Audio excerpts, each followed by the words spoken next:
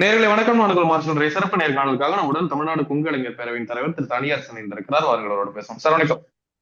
வணக்கம். மார்ஷல் டிவிக்கு மார்ஷலுக்கு வணக்கம். சார், தமிழக வெற்றிக் கழகத்தில் முன்னாள் அமைச்சர் கே செங்கோட்டையன் அவர்கள் இணைந்திருக்கிறார். பெரிய அரசியல் திருப்பம் எப்படி பாக்குறீங்க? தமிழ்நாட்டில் அண்ணா திராவிட முன்னேற்ற கழகத்தில் முக்கிய முகங்களில் ஒருவராக அறியப்பட்டவர் கே செங்கோட்டையன். அது மேற்கு மண்டலத்தை சார்ந்தவர். ஏற்கனவே தமிழக வெற்றி கழகம் நடிகர் விஜய் அரசியலுக்கு அறிமுகம் இல்லாத, அரசியலுக்கு புதிதான நிலையில தான் அந்த கட்சியை உருவாக்கினார். 2 ஆண்டுகள் அது ஒரு பெரிய வளர்ச்சி இல்லை, தேக்க நிலையில தான் இருந்துச்சு. அல்லது பரப்புரை என்கின்ற அளவில் ஒரு 3-4 ஊர்களுக்கு ஒரு பேருந்தை தள்ளி கொண்டு வந்தார்கள். அதுவும் அங்கே பெரிய அளவில் ஒரு 41 உயிர்கள், உலகத்தில் வேற எங்கும் எந்த அரசியல் நிகழ்விலும் நடக்காத ஒரு பெரும் துயரம். 41 உயிர்கள் பலியாகியது. அதிலிருந்து தன் குற்றத்தை ஏற்காமல் மத்திய பாஜக மோடி ஐயாவுடைய அரசோடு அல்லது பாஜகவின் துணையோடு தப்பித்து கொண்டு 35-40 நாட்கள் மறைவாக இருந்து இப்பொழுது வெளியில் வந்திருக்கிறார். வந்த உடனே அந்த கரையை நீக்குவதற்கு பாஜகவின் துணையோடு அண்ணன் கே செங்கோட்டையன் தமிழக வெற்றி கழகத்தில் இணைந்திருக்கிறார். விஜயை சந்தித்திருக்கிறார். புனிதமான ஆட்சியை விஜய் தருவார் என்றெல்லாம் சொல்லுகிறார். ஆகவே இது தமிழ்நாட்டில் அண்ணா திராவிட முன்னேற்ற கழகத்திற்கு ஒரு பெரிய இழப்பு தான். அது ஒரு பெரிய தாக்கத்தை ஏற்படுத்தும். தமிழக வெற்றி கழகத்தில் இவ்வளவு காலமா நான் ஒரு புரட்சி மாறுதலை தரப்போறேன்னு சொல்லிட்டு இருந்த விஜய் இப்ப படிப்படியா சாதாரண அரசியல்வாதிகளை போல எல்லா நிலையிலும் தலைகளாக சமீப காலமா மாறி வரதை பார்க்கிறோம். அதனுடைய தொடர்ச்சியா இப்ப ஒரு மூத்த ஒரு வயதான ஒரு 75-80 வயதில் இருக்கிற அண்ணா திராவிட முன்னேற்ற கழகத்தின் நீண்ட நெடுங்காலம் நிர்வாக பொறுப்பில் இருந்த செங்கோட்டையனையும் இணைத்துக் கொண்டிருப்பது என்பது ஒரு வகையில் ஒரு ஒரு பொதுவான அரசியலில் தாவேகாவுக்கு பலம்.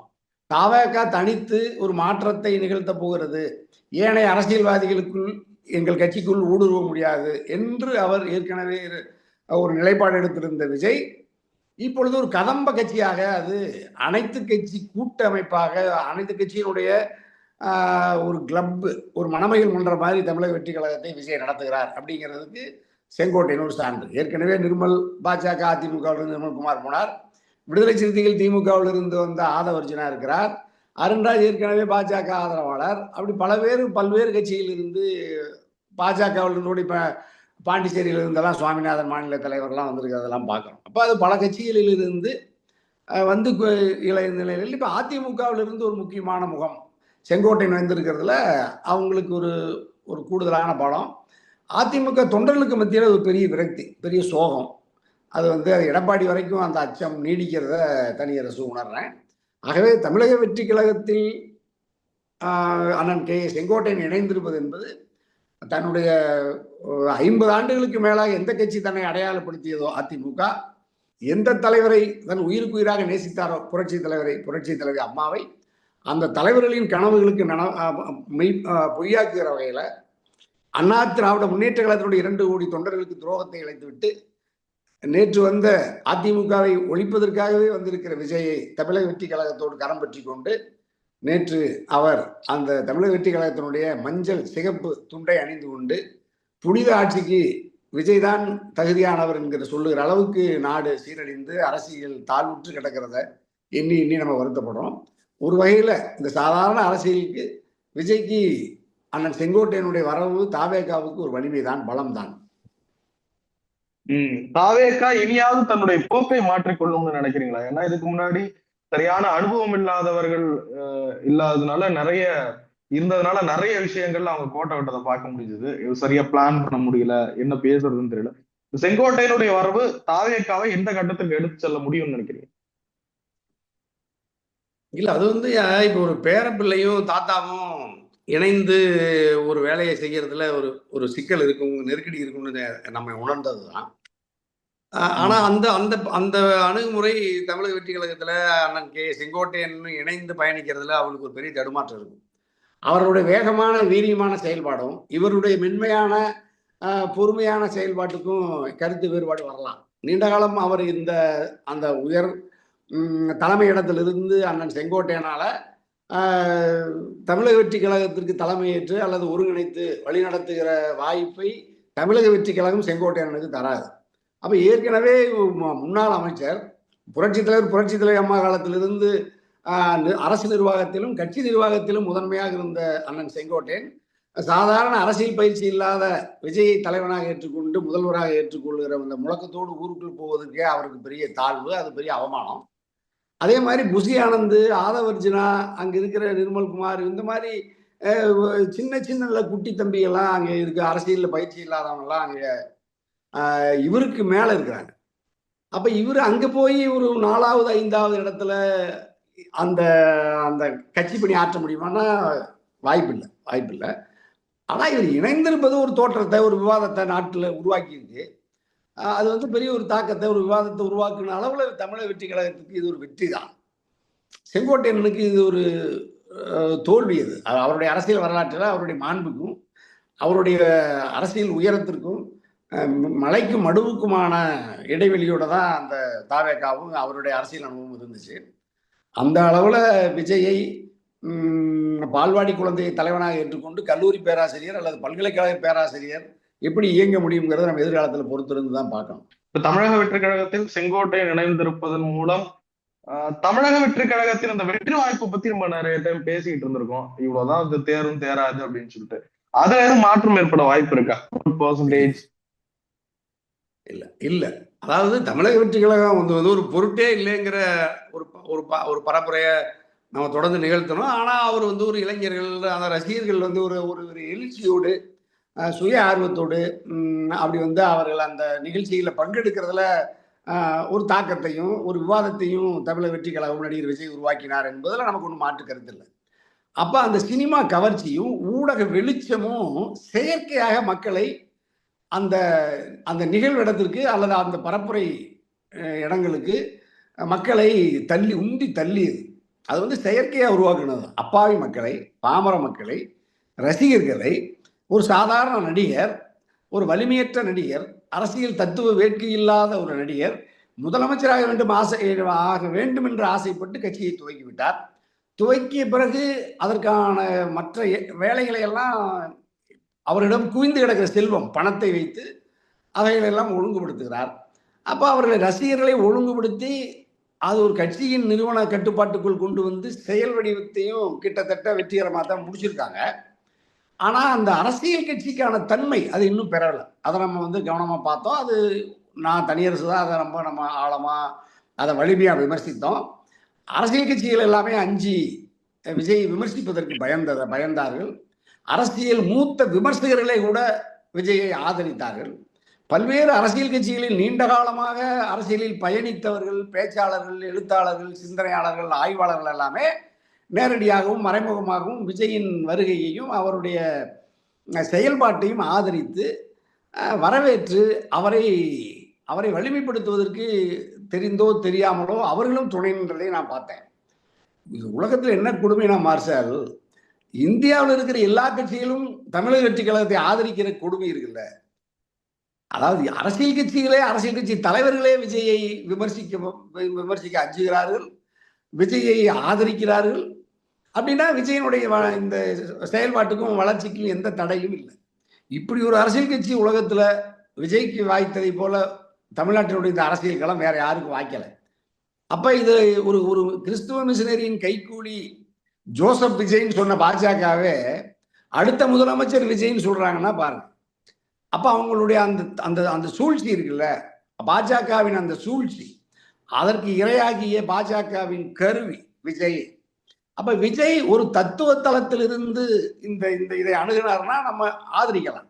ஆனா விஜய்க்கு எந்த கொள்கையும் இல்லை. பின்னாடி தந்தை பெரியாரின் திருவுருவ படம் இருக்கிறது, அண்ணல் அம்பேத்கர் ஐயாவுடைய திருவுருவ படம் இருக்கிறது, அஞ்சலை அம்மாள், வேலுநாச்சியார், கர்ம வீரர் காமராஜர் ஐயாவுடைய படங்கள் இருக்கிறது. அந்த படத்தின்படி இவர் வாழ்கிறாரா? அந்த படத்தில் இருக்கிற திருவுருவ படம் தாங்கி அந்த தலைவர்களினுடைய கொள்கைகளை, சிந்தனைகளை தன்னுடைய தொண்டர்களுக்கு, நாட்டு மக்களுக்கு கடத்துகிறாரா? இல்லவே இல்லை. நீங்க ஒரு மிகச்சிறந்த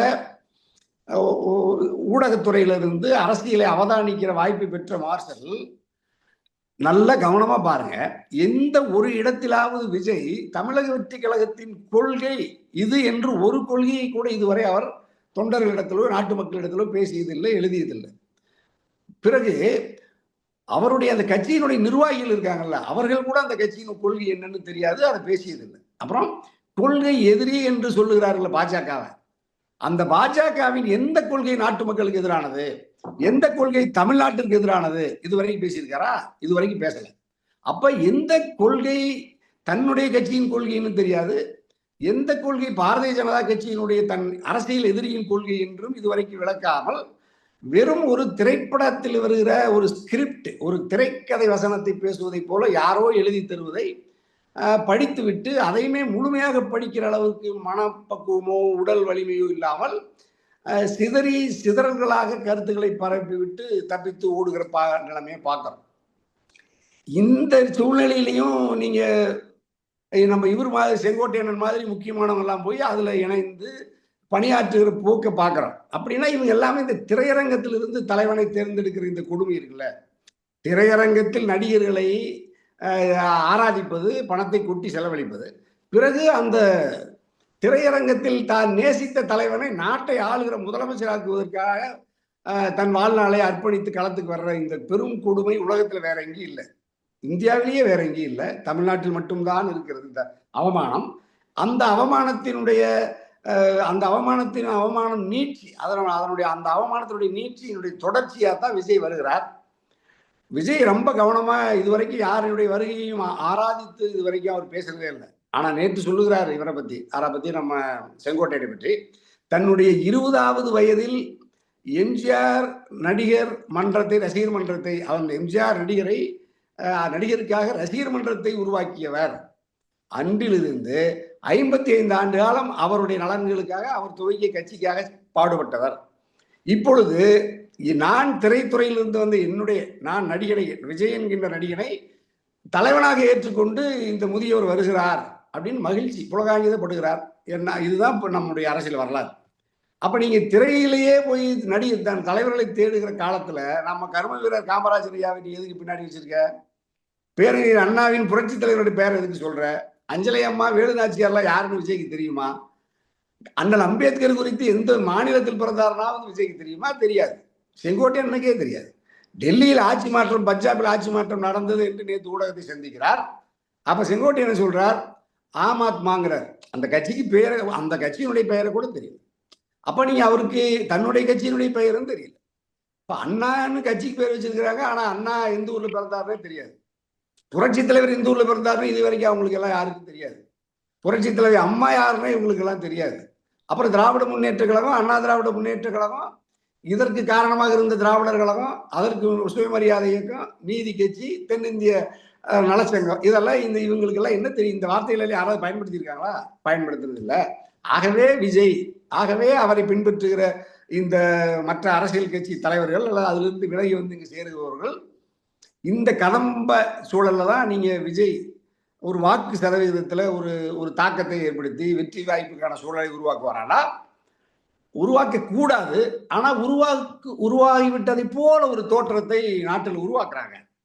அதை தனியரசை தவிர இதை நம்ம வந்து தடுத்து நிறுத்துகிறதுக்கு அல்லது இதை அம்பலப்படுத்துவதற்கு வேற யாருமே முன் வரலைங்கிறது எனக்கு ஒரு வேதனையான விஷயம்தான். இது என்ன கொடுமைனாயே, அதிமுகவிலிருந்து செங்கோட்டையன் பிரிந்து போய் விஜய் கிட்ட சேர்றாரு.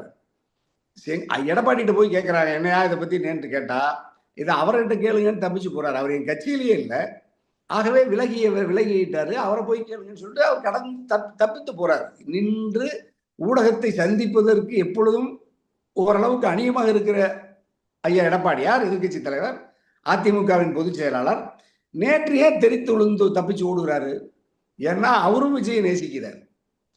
எந்த விஜய் அதிமுகவை ஒழிப்பதற்காக கட்சியை துவக்கி இருக்கிறாரோ, எந்த விஜயை, எந்த தமிழக வெற்றி கழகத்தை பாஜகவின் தயாரிப்பில் களத்தில் நிறுத்தி அதிமுகவில் இருந்து வெளியேறிய அல்லது வெளியேற ஆணை பிறப்பிக்க விட்டு அவர் பாஜகவின் அமித்ஷாவை பார்த்தார், நிர்மலா சீதாராமாவை மத்திய நிதியமைச்சரை பார்த்தார்.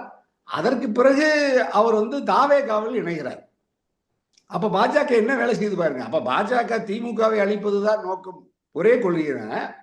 தமிழக வெற்றி கழகம் ஒரே நோக்கம், திமுகவை அழிப்பது. எதற்காக அழிக்கிறேன்னு இதுவரைக்கும் சொல்லவே இல்லை. நீங்க திமுகவை தாக்குகிறது விஜய், ஆதவர்ஜனா, இந்த கூட்டர்கள இவர்களெல்லாம் இந்த பிஜேபி RSS டோன்லயே ஒரே மாதிரி பேசுறாங்க. அப்ப திமுகவை வீழ்த்தரன்னு சொல்றவங்க எதற்காக வீழ்த்தரன்னு இதுவரைக்கும் சொல்லவே இல்லை. ஓரளவு சொல்றது என்னன்னா மன்னராட்சி, குடும்பாட்சி. குடும்பாட்சியில் உங்களுக்கு என்ன பிரச்சனை? அந்த குடும்பத்தின் நிறுவனத்துல ரெட் ஜெயின்ல நீங்க நடிச்சீங்கல்ல, கோடிக்கணக்கில் பணம் வாங்கினீங்கல்ல, அந்த பணம் இப்ப உங்ககிட்ட குவிஞ்சு கிடக்குல்ல, அப்பெல்லாம் தெரியலையா? அதற்கு முன்னாடி திராவிட முன்னேற்ற கழகத்தை ஆதரித்த பொழுதெல்லாம் உங்களுக்கு அது குடும்ப அரசு கட்சின்னு தெரியாதா? அப்படி நீங்க எடப்பாடியும் திமுகவை ஒழிப்பதை தவிர வேற ஒன்றும் நோக்கம் இல்லைங்கிறாரு. விஜயும் அப்படிதான் சொல்றாரு, பாஜகவும் அதை தான் சொல்லுது. அப்ப இந்த 3 பேருடைய ஒரே நோக்கம் ஆர்எஸ்எஸ் பரிவார அமைப்புகள் தான், பாஜக, அதிமுக, தவேக. ஆகவே இந்த இந்த நிலை நீடிக்கிறது. இது பாஜகவினுடைய ஒரு ஒரு ஒரு ஒரு ஒரு ஒரு ஒரு துணை, அதனுடைய நோக்கத்தை நிறைவு செய்வதற்கு இவர்கள் எல்லாம் இணைந்து பணியாற்றுகிறார்கள் தவிர நம்ம இதில் ஒன்றும் கூடுதலாக பார்க்க வேண்டியதில்லை. ஆனா இது திமுகவை அச்சுறுத்துவதற்கு இந்த முயற்சியில் அவங்க அல்லது அதை பலகீனப்படுத்துவதற்கான சூழலை உருவாக்குறதுல முனைப்பா இருக்கிறாங்க பாஜக. அதுல வெற்றி கழகம், தமிழக வெற்றி கழகம், அதிமுக, மற்ற டிடிவி, நம்ம ஓபிஎஸ், மற்ற இதர பாமக எல்லாம் ஒரே மாதிரி இதுல இருக்காங்க. இதுல திமுக இன்னும் ரொம்ப கவனமா எச்சரிக்கையா இருந்து இந்த சூழ்ச்சி, இந்த இந்த இந்த இது எந்த வகையில் சதி அல்லது இந்த சூழ்ச்சியின் வடிவங்கள் திராவிட முன்னேற்ற கழகத்தின் அரசுக்கும் திராவிட முன்னேற்ற கழகத்திற்கும் அதனுடைய அணிக்கும் எதிராக வருகிற பொழுது எச்சரிக்கையாக நின்று எதிர்த்து மக்களிடம் அம்பலப்படுத்தி தாய் தமிழ் மண்ணை, தத்துவ அரசியலை பாதுகாக்கணும். தத்துவ அரசியலின் அரசை பாதுகாக்கிறதுல இன்னும் முனைப்பா, விழிப்பா ஜனநாயக சக்திகள் தமிழ்நாட்டில் இருக்கணும் அப்படிங்கிறத தான் இந்த சம்பவங்கள் நமக்கு காட்டுது. இதுக்கு தமிழ்நாட்டினுடைய அப்பாவி பாமர வாக்காளர் பெருமக்கள் இரையாகிவிடக்கூடாது. ஏனென்றால் அவர்கள் திரை ரசிகர்களை, திரை நடிகர்களை சொல்லுவதையெல்லாம் அப்படியே நம்புகிறார். ஒரு நடிகர் 1000 பேரை படத்தில் அடிக்கிறார். கரூர்ல துடிக்க துடிக்க குழந்தை, பெண்கள், முதியவர்கள் துடிக்க துடிக்க கண்ணு முன்னாடி மரணிக்கிற பொழுது அந்த அதே நடிகை மாவீரா அறிவாளி தப்பித்து ஓடுகிறார். கீழே இறங்கி போய் அந்த மக்களை மீட்பதற்கு எந்த முயற்சியும் எடுக்காமல் சாதாரண ஒரு கோழையை, ஒரு ஒரு ஒரு தப்பித்து ஓடுகிற இரக்க குணமில்லாத ஒருவரை, உதவுகிற மனம் இல்லாத ஒருவரை, அல்லது தன்னுடைய கட்சியை சார்ந்த யார் ஒருவரையும் அந்த அந்த அந்த அந்த துயரத்திலிருந்து அந்த மக்களை மீட்பதற்கு முயற்சிக்காதவரை எப்படி நீங்க அங்க போய் அதுல அவரை போய் எப்படி ஒரு ஹீரோவா பாக்குறாங்க, அல்லது இவர் தான் நாட்டின் அடுத்த முதலமைச்சர்னு சொல்றாங்க. இதுல இன்னும் கொடுமை என்னன்னா, அந்த மகனை பறிகொடுத்த தாய் சொல்லுகிறார், நான் என் மகனை இறந்தது குறித்து எனக்கு வருத்தம் இல்லை. இந்த நடிகர் என் மகன் இறக்கிற பொழுது கூட தப்பித்து ஓடிய இந்த நடிகரை விஜயை எப்படியாவது தமிழ்நாட்டின் முதலமைச்சராக்குவேன், அதுதான் என்னுடைய கடை ஆசைன்னு சொல்றாங்கல்ல. இதை விட ஒரு அவமானம், அறியாமை, மூடத்தனம் உலகத்துல வேற எந்த மனிதனுக்காவது இருக்கா? ஆப்பிரிக்காவில், எத்தியோப்பியாவில், சோமாலியாவில் கூட இந்த இவ்வளவு மூட கருத்து. தமிழ்நாட்டில் தான் அதிக கல்லூரிகள், பல்கலைக்கழகம் இருக்கிறதா சொல்றாங்க. அந்த பல்கலைக்கழகங்கள், கல்லூரியில் இருந்து தான் இந்த விஜய்க்கு ஆட்கள் வர்றாங்க. அப்படின்னா இங்க எதுக்கு தமிழ்நாட்டில் கல்லூரி, பல்கலைக்கழகம் எல்லாம் மூடிடுறது நல்லது. திரையரங்க கல்லூரிகளுக்கு போறவங்களாம் திரையரங்கத்துக்கு, சினிமா கொட்டாய்க்கு போறான். அங்க போய் நீங்க பெரிய அப்துல் கலாமை படி, அண்ணல் அம்பேத்கர் ஐயாவை படி, தந்தை பெரியாரை படினா, நீ இப்ப சாக்ரட்டிஸை படி, பிளேட்டோவை படி, ஆம்ஸ்டாங்கை படினா, இவங்க எல்லாம் எங்க போய் படிக்கிறாங்கன்னு பாருங்க. எல்லாரும் இந்த சினிமா நடிகனை போய் படிக்கிறாங்க. ஆகவே இந்த இந்த இந்த இந்த மூட கருத்து நீடிக்கிறது தமிழ் சமூகத்துக்கு பெரிய தாழ்வு. அதுதான் இந்த தமிழக வெற்றி கழகம், இந்த செங்கோட்டையினுடைய இணைப்பு, இந்த பாஜகவின் சூழ்ச்சிக்கு இவர்கள் எல்லாம் இரையாகுவது. அங்க இருக்கிறவங்கள யாரு? விஜயை சுற்றி, விஜய்க்கும் அரசியல் தெரியாது, விஜயை சுற்றி இருப்பவர்களுக்கும் அரசியல் தெரியாது. அங்க இருக்கிற யாராவது ஒழுக்கமானவங்க இருக்காங்களா? ஒழுக்கம்னா நான் சொல்றதுல பொருளாதாரத்துல நேர்மையா உழைத்து அதன் பொருளை ஈட்டி தத்துவ அரசியலை இந்த மண்ணில் விதைப்பதற்கு களத்தில் நிற்கிறவங்க யாராவது இருக்காங்களா? பெரிய பணக்காரர் ஆதவர்ஜுனா, மிகப்பெரிய பல ஆயிரம் கோடிக்கு சொந்தக்காரருடைய குடும்பத்தில் போய் பெண்ணெடுத்து அந்த பணத்தில் சுகமாக வாழுகிற ஒரு நபர். அவருக்கு என்ன தத்துவ வேட்கை இருக்கு, அரசியல் கொள்கை இருக்கு? சில மாதங்களுக்கு முன்பு வரை விடுதலை சிறுத்தைகளில் அவர் பொறுப்பில் இருக்கிற பொழுது தமிழ்நாட்டில் ஒரு தலித்தை, ஒரு பட்டியல் சமூகத்தவரை முதலமைச்சராக்காமல் நான் ஓய மாட்டேன்னு சொன்னார். ஒரு 4 பிரஸ் மீட்டுக்கு தான் பண்ணாரு. பெரிய பெரிய தொலைக்காட்சியெல்லாம் எடுத்தாங்க.